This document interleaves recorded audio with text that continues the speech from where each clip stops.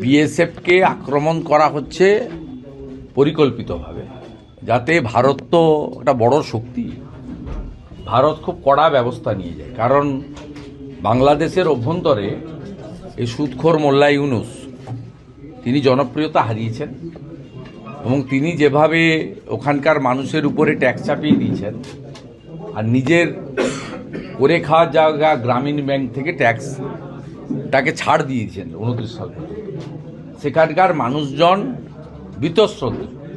বাংলাদেশের সবাই মৌলবাদী নয়, 20% মৌলবাদী, বাকি যারা মুক্তিযুদ্ধের সৈনিক, বঙ্গবন্ধুর সৈনিক, তারা সবাই কিন্তু বাংলাদেশ প্রগতিশীল বাংলাদেশ, সেই বাংলাদেশের তারা অগ্রগতি চায়, যেটা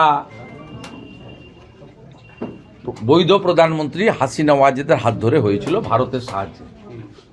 স্বাভাবিকভাবে এগুলো ওই চুলকানি ছাড়া আর কি বলা যায়, এগুলো উস্কানি। কিন্তু ভারত অনেক বড় শক্তি,